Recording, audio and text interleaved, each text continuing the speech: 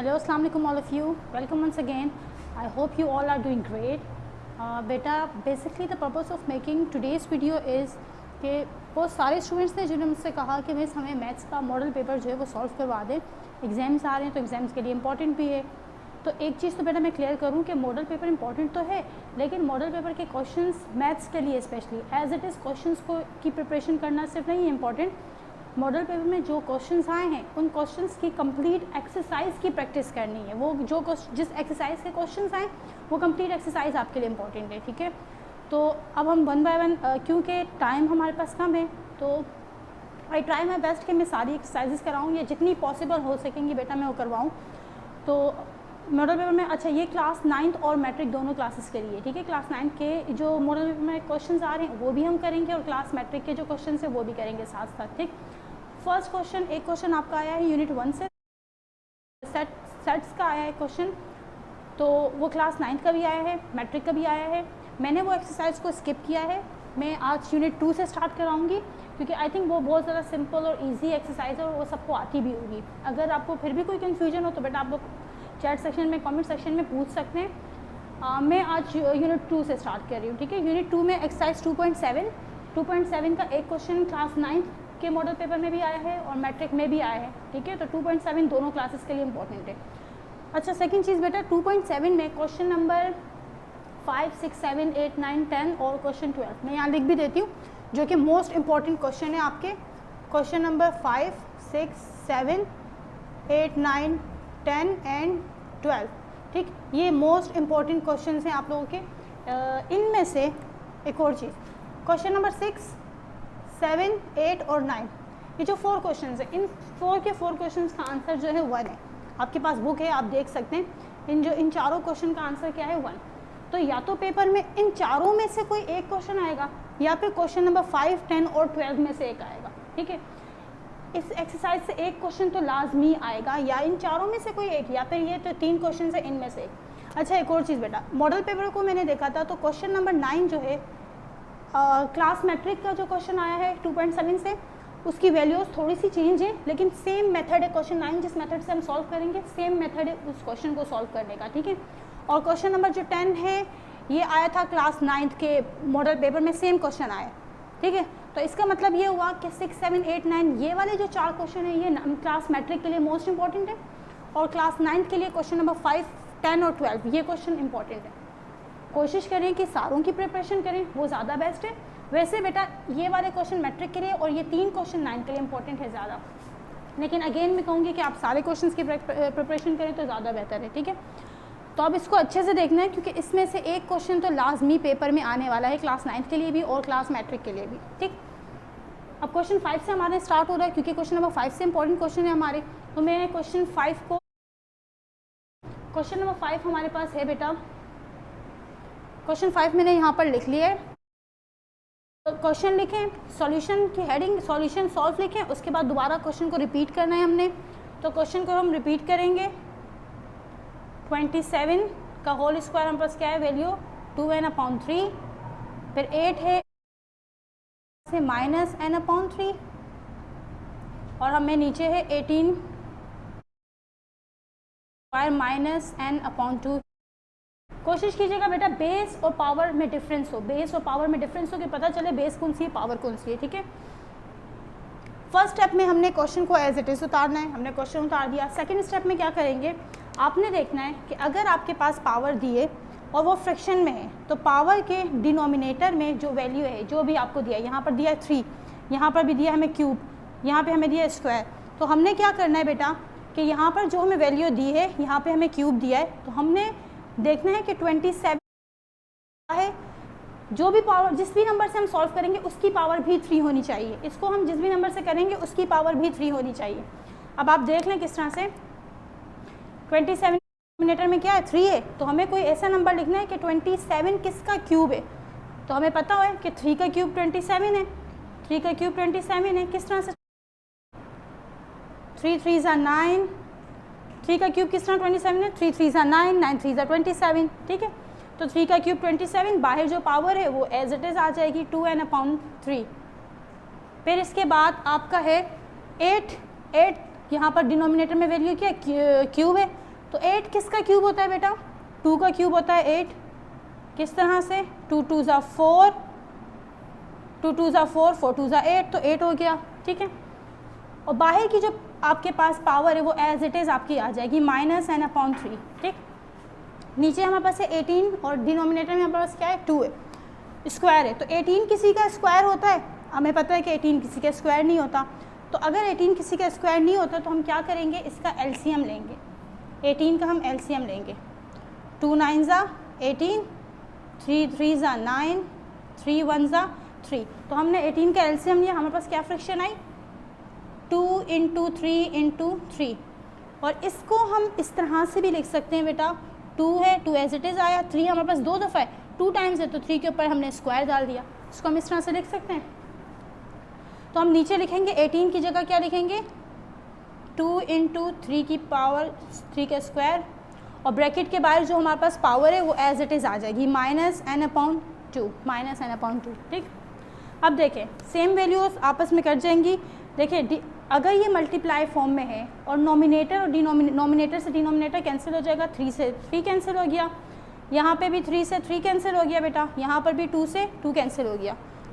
अच्छा सॉरी, हम यहाँ पे 2 से 2 को कैंसिल नहीं करेंगे, इसलिए नहीं करेंगे क्योंकि यहाँ पर जो -n/2 जो पावर है, ये पावर इसके साथ भी है और इसके साथ भी है, दोनों के साथ है।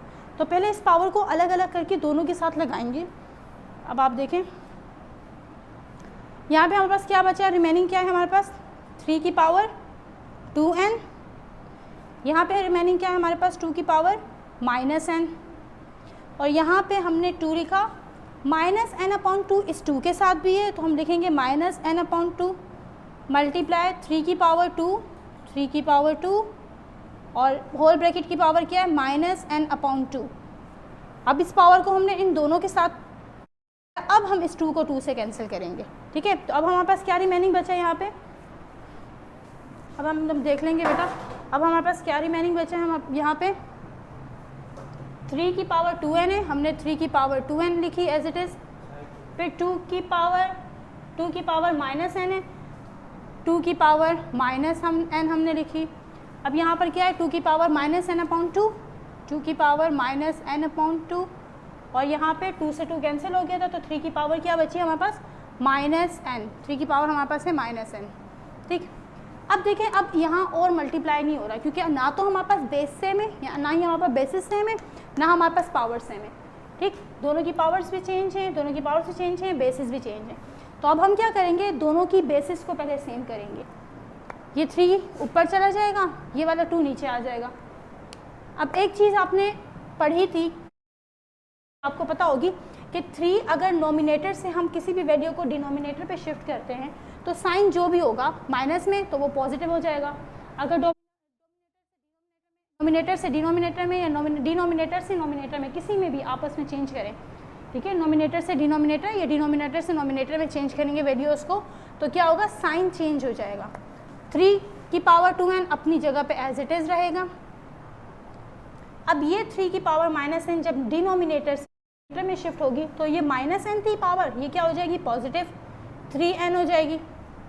अब ये वाली जो 2 की पावर -n यहाँ पर थी, इसको हम नीचे शिफ्ट करेंगे नॉमिनेटर से डिनोमिनेटर में, तो ये नेगेटिव थी पावर, यहाँ पर आकर पॉजिटिव हो जाएगी, 2n हो जाएगा, ठीक है।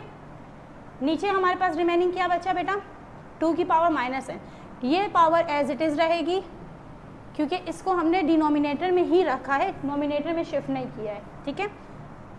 अब देखिए हमारे पास बेसिस सेम हो गई, बेसिस दोनों की सेम है, ठीक है। तो हम बेस इसको एक बार लिखेंगे, बेस को, पावर क्या है? 2n और यहाँ पर n है तो ये +n हो जाएगा। यहाँ पर भी बेसिस सेम है तो हम एक दफ़ा लिखेंगे। फिर यहाँ पे क्या है? n -n/2, वैसे प्लस होता है लेकिन यहाँ पर क्योंकि n के साथ माइनस का साइन है तो हम इसको करेंगे -n/2, ठीक। 2n + n कितने n होते हैं? 2n + n 3n हो जाएंगे। 3 की पावर हो जाएगी 3n, ठीक। 2n + n 3n। अब नीचे जो 2 है वो एज इट इज़ रहा, n में n - n और 2। अब हमने क्या करना है? इसको सॉल्व करना है। इसको सॉल्व करेंगे, जो आंसर आएगा वो हमारा आंसर हो जाएगा, ठीक है। तो बेटा इसको हम किस तरह से सॉल्व करेंगे, हमारे पास है n minus n upon two, n minus n upon two, n के नीचे कुछ भी नहीं है, तो अगर कुछ नहीं हो तो उसका मतलब 1 है। 1 और 2 का एलसीएम लें, 1 और 2 का एलसीएम क्या होगा, 2 ही होगा, ठीक। अब तो हमने क्या करना है, इस 2 को इसके साथ डिवाइड करें, 2 को 1 के साथ डिवाइड करें तो क्या आंसर आएगा, 2 ही रहेगा। 2 को 1 से डिवाइड किया, फिर इसी 2 को हमने क्या करना है, इसके साथ n के साथ मल्टीप्लाई करना है, तो 2 को n से मल्टीप्लाई करेंगे तो क्या होगा बेटा, 2n होगा। ये हमारे पास आ गया 2n, सेंटर में माइनस का साइन है, हमने माइनस का साइन डाला। अब इस 2 को अगेन 2 के साथ डिवाइड करें, 2 को 2 के साथ डिवाइड करेंगे तो आंसर क्या होगा, 2 को 2 के साथ डिवाइड किया तो आंसर क्या हुआ, 1। 2 को 2 के साथ डिवाइड किया, आंसर 1 हुआ। फिर उस 1 को n के साथ मल्टीप्लाई करें तो 1n जा, 1 को n के साथ मल्टीप्लाई किया तो आंसर क्या आया, n ही रहा, सही।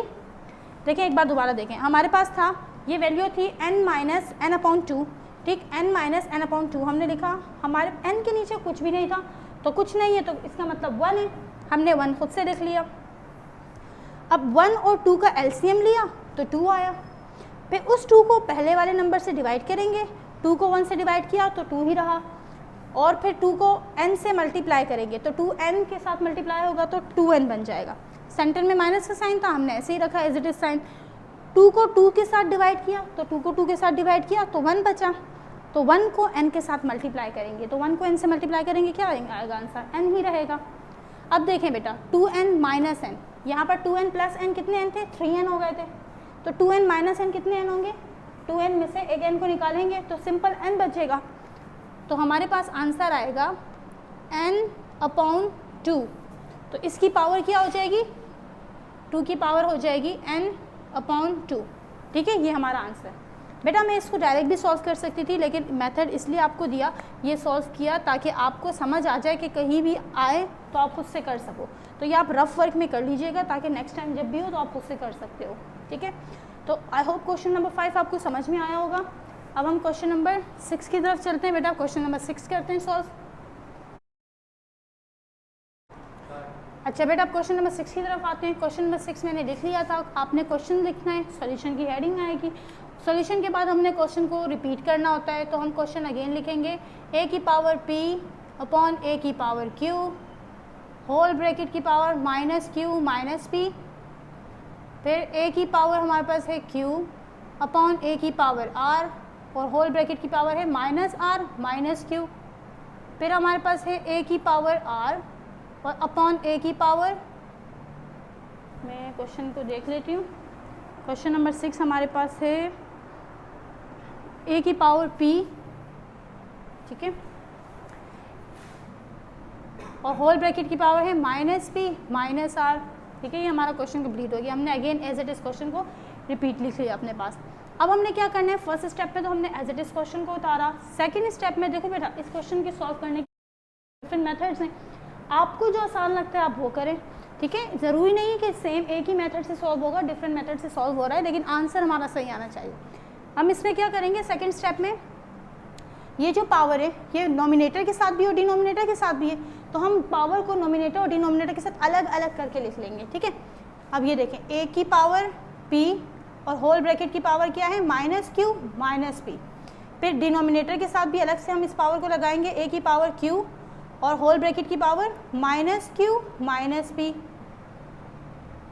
a की पावर q होल ब्रैकेट की power minus r minus q, इसी तरह फिर डिनोमिनेटर के साथ भी ये पावर जाएगी, a की पावर r और माइनस r माइनस q, पूरी पावर आ जाएगी, a की पावर r होल ब्रैकेट की power minus p minus r, a की पावर p होल ब्रैकेट की power minus p minus r, हमने एक क्वेश्चन लिख लिया।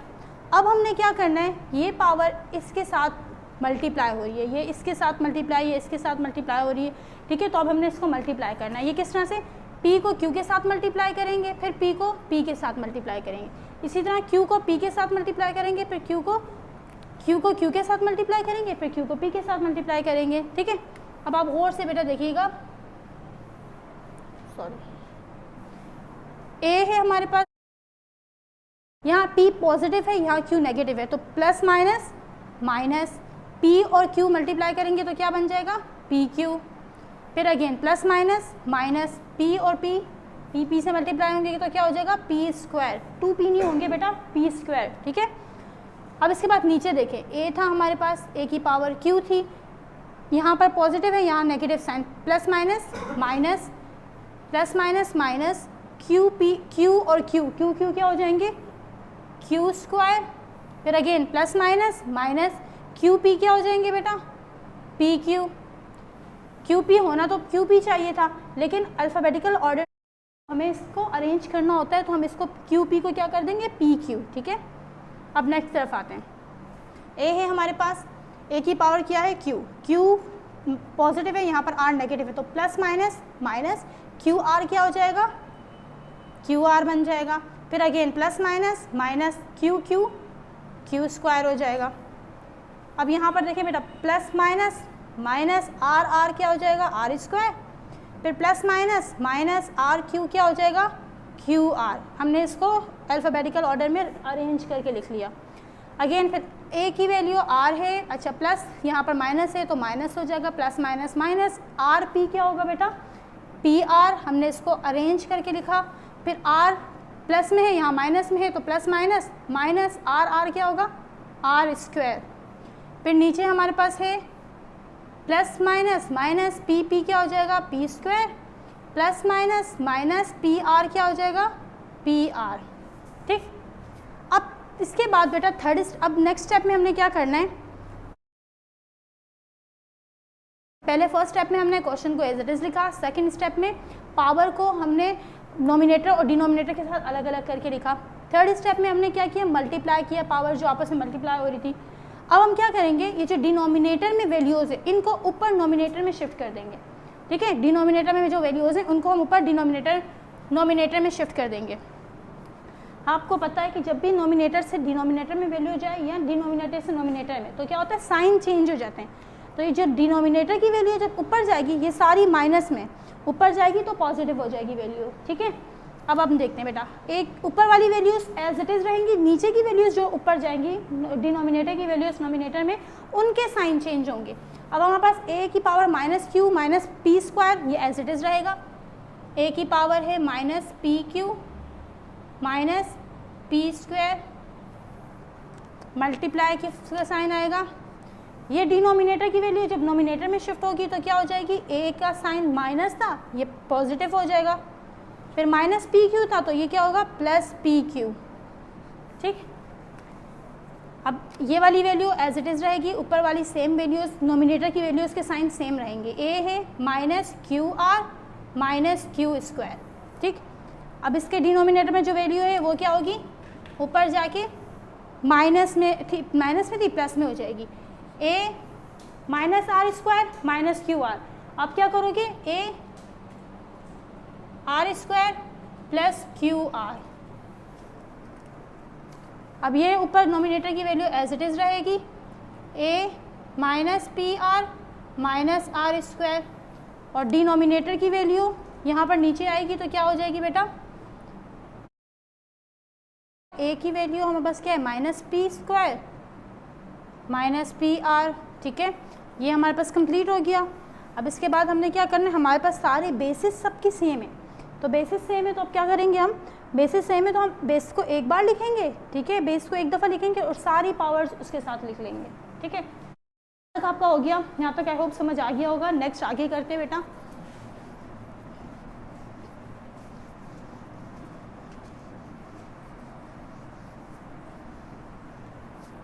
अब हमारे पास क्या है ए की वैल्यू, अच्छा ये हमारे पास स्टेप आ गया। अब इसमें हमने क्या देखना है बेटा, गौर से देखिएगा कि इनकी सबकी बेसिस सबकी सेम है, बेसिस सबकी सेम है, ठीक। तो हम बेस को एक बार लिखेंगे, बेसिस सबकी सेम है, बेस को एक बार लिखेंगे, ये हमने बेस को एक बार लिख लिया। अब पावर जो है सबकी वो इसको एक साथ करके एक ही बेस के साथ सारी पावर को लिख लेंगे लाइन से। तो हमारे पास फर्स्ट क्या है minus P Q minus P square, तो ये हो जाएगा minus P Q minus P square. Second आप Q square plus P Q, positive में क्यू है, cube square plus P Q इसके बाद हमारे पास नेक्स्ट वैल्यू है minus Q R minus Q square minus Q R minus Q square. Next value क्या है, पॉजिटिव है, तो plus Q square plus Q R plus Q square plus r square plus Q R plus Q r. ठीक है, next हमारे पास है minus P R minus are square minus P r sorry minus P R minus are square. और last में हमारे पास है plus p square plus p r plus p square plus p r plus p r. ठीक है, अब हमने क्या करना है, सेम वैल्यूज़ को पॉजिटिव और नेगेटिव के साथ आपस में कैंसिल कर देंगे। पी क्यू नेगेटिव की पी क्यू यहाँ पर हमने देखना है पी और क्यू पॉजिटिव में, positive P Q negative P Q positive P to Q से cancel, negative P square positive P square से cancel, positive Q square negative Q square से कैंसिल, माइनस का क्यू आर प्लस के Q R से cancel हो गया, plus का R square minus के आर स्क्वायर से कैंसिल हो गया, minus P r plus p are से कैंसिल हो गया। तो ये सारी पावर पॉजिटिव की नेगेटिव से आपस में दोनों कैंसिल आउट हो गई। तो हमारे पास क्या रिमेनिंग आया, ए की पावर 0, ए की पावर 0। ये किस लॉजिक से आई बेटा, देखें 2 माइनस 2 आप करें तो क्या होगा, यहाँ पर कुछ नहीं है तो मतलब प्लस, यहाँ पर प्लस माइनस माइनस हो जाएंगी, आंसर क्या आएगा 0। तो ये भी इसी तरह से प्लस की वैल्यूज़ माइनस की वैल्यूज़ से आपस में कैंसिल हुई और 0 हो गया। और हमें पता है कि जब भी कोई वैल्यू जिसका की पावर जो है 0 हो, तो जिसकी पावर किसी भी बेस की पावर जब 0 हो तो वो किसके बराबर होती है, 1 के बराबर होती है, 1 के इक्वल्स होती है। तो 1 हमारा आंसर हो जाएगा। ठीक है, जब भी कोई पावर किसी की बेस की 0 हो तो वो आंसर उसका 1 होता है। ठीक है, आंसर हो गया 1। अब नेक्स्ट क्वेश्चन की तरफ चलते हैं, क्वेश्चन नंबर 7। आप लोगों को इनमें से कोई भी कंफ्यूजन, कोई क्वेश्चन हो किसी भी पॉइंट पे, तो आप लोग कमेंट सेक्शन में पूछ सकते हैं। अपने क्वेश्चंस आप पूछ लीजिएगा, मैं आपको आंसर इंशाल्लाह ट्राई करूँगी मैं सबके आपके आंसर्स दे सकूँ। ठीक है, क्वेश्चन नंबर 7 हम करेंगे। क्वेश्चन नंबर 7 है हमारे पास ए की पावर x अपॉन ए की पावर y। यहाँ पे हमारे पास ए की पावर है y अपॉन ए की पावर r, ए की पावर हमारे पास r और ए की पावर x,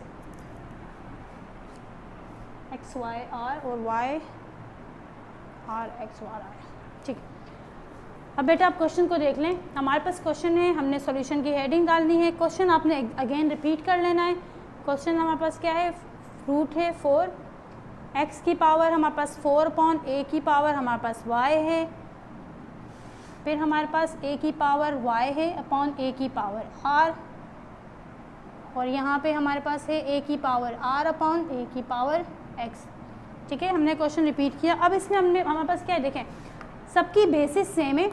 ठीक है, बेसिस सबकी सेम है, तीनों फ्रैक्शंस जो हैं तीनों आपस में मल्टीप्लाई फॉर्म में, तीनों मल्टीप्लाइड की फॉर्म में, बेसिस सबकी सेम है और तीनों 4th रूट में है, तीनों हमारे पास 4th रूट में है।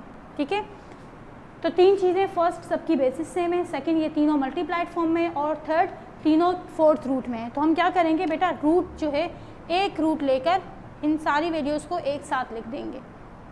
ए की पावर x अपॉन ए की पावर y है हमारे पास, फिर हमारे पास मल्टीप्लाई के बाद ए की पावर y अपॉन ए की पावर r है और लास्ट हमारे पास ए की पावर r अपॉन ए की पावर x है। ठीक, अब हमने क्या करना है, मल्टीप्लाइड फॉर्म में नोमिनेटर से डिनोमिनेटर कैंसिल हो जाता है।